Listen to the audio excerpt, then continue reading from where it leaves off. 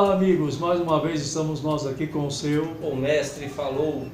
isto com o intuito de fazê-lo ter uma melhor compreensão do que a Bíblia fala sobre diversos assuntos.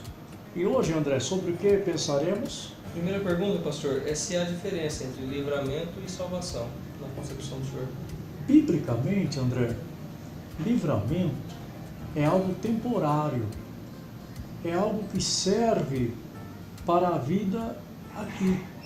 Ou seja, você contraiu um câncer e alguém orou, ou você mesmo orou com fé e crença, e os tumores foram expelidos. Você está curado.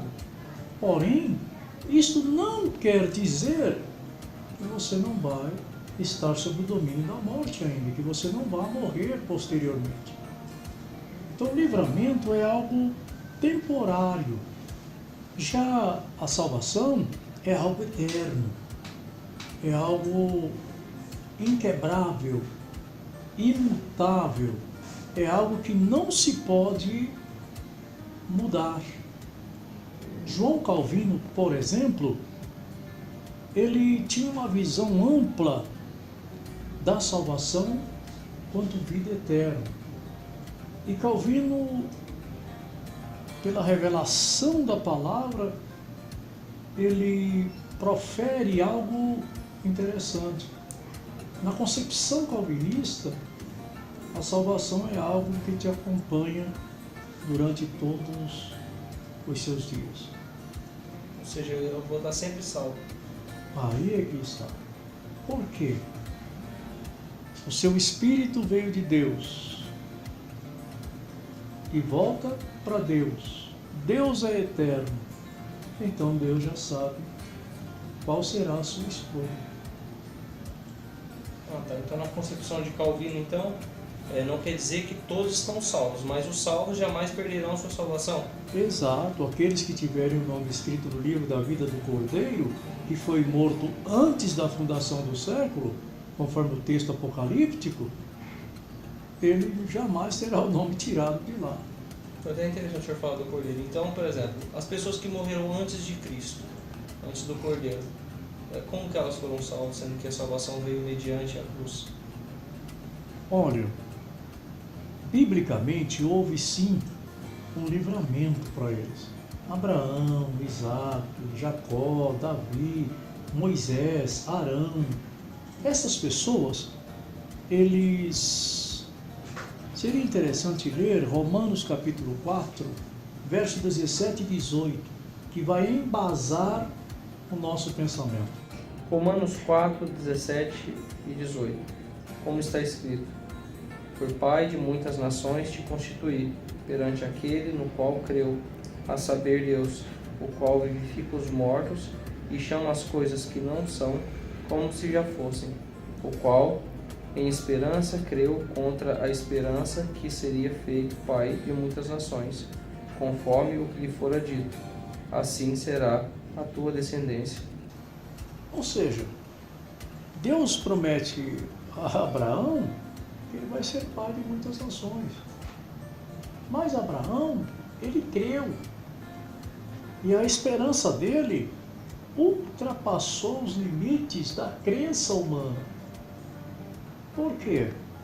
A fé, ela trata com os conceitos e princípios espirituais. Mas a crença é natural no ser humano. Alguém disse assim: penso, Logo existe. mas o conceito bíblico teológico é creio, logo existo.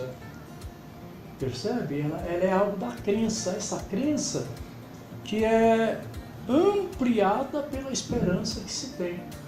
Então, pelo que eu entendi é o seguinte: então quem morreu antes de Cristo, eles tinham fé, acreditavam que viria um Messias remir o pecado.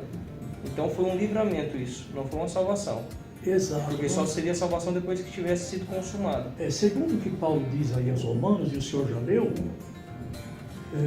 não era de fato fé, mas sim crença junto à esperança que proporcionava uma confiança plena E por isso eles tiveram livramento quando passaram para o outro lado, quando morreram. Então não seria propriamente fé. Seria uma crença misturada com a esperança. E isso os levou a viver antes do seu tempo. Antes do seu tempo. Por quê?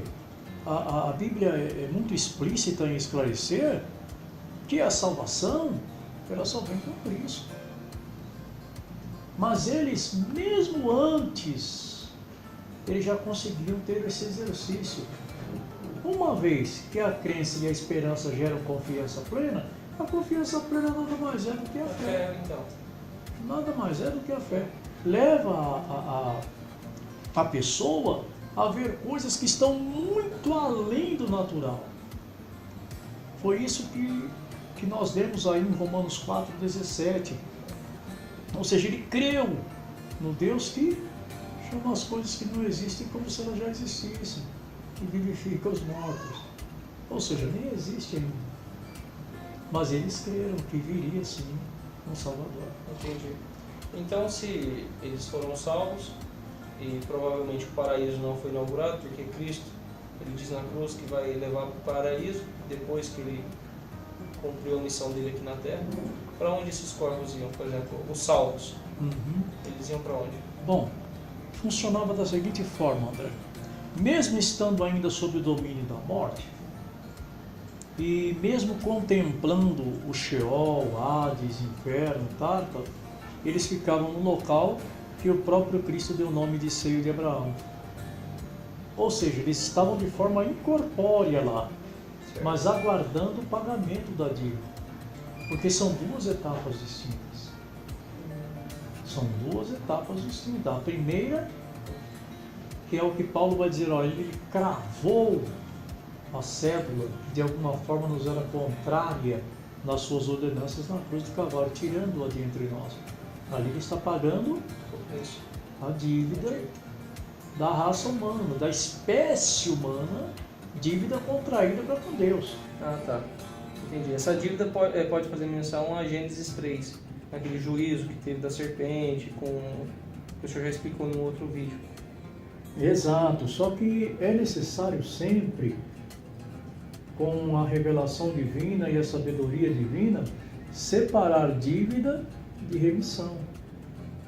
A dívida foi paga por um homem, mas quando ele chega lá embaixo, lá no seio de Abraão, para retirá-los de lá, ele já não está mais no corpo humano. Tá. Está de forma incorpórea, mas não mais no corpo humano. Então ele paga a dívida da raça humana como homem, e era esta parte do contrato que foi feito por Deus. E ele diz ao Pai, nas suas mãos entrego o meu espírito, está consumado. Aí ele viaja até o seio de Abraão. E qual a necessidade dele viajar até o seio de Abraão? Exatamente para cumprir a segunda parte do contrato. A primeira era pagamento da dívida. Pagou na cruz. Isso. Pegou a cédula que nos era contrária e cravou lá. Tirou de entre nós. Quer dizer, está pago a sua dívida.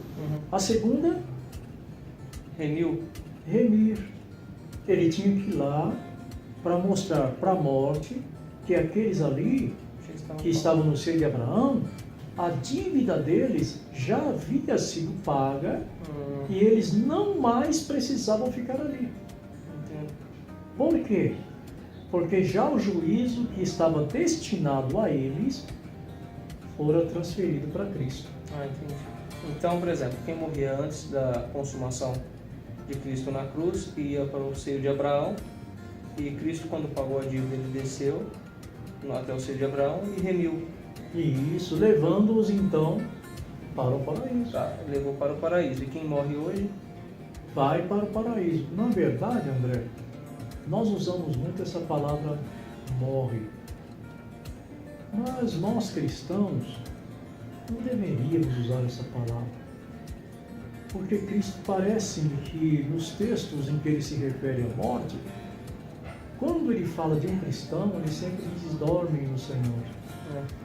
Ele dorme no Senhor. Ou seja, nós não morremos. Nós somos promovidos às mansões celestiais e aguardamos lá até que todas as coisas estejam plenas. Quando então receberemos novos corpos, conforme já vimos em outras doutrinas.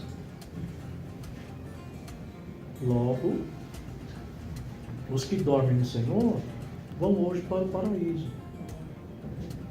Então esses já estão salvos eternamente. Esses já estão vivendo a vida eterna. Só aguardam Os corpos. os corpos. E o complemento dos que hão de ser salvos. Porque eu e você temos certeza da nossa salvação. Mas nós temos que perseverar até o fim. Para receber a coroa da vida. Isso, exato, André. Sendo assim, livramento, algo temporário e finito, salvação, algo eterno. Cristo faz a transferência, sofrendo o juízo da nossa morte e nos transferindo a vida eterna, ou nos doando a vida eterna. Logo, salvação é algo eterno. E a vocês, amigos, nós nos encontramos novamente com o seu. O mestre falou. A Bíblia registrou. Estamos trazendo a vocês as interpretações dos textos bíblicos. Então, até lá, se Deus disser que... Sim.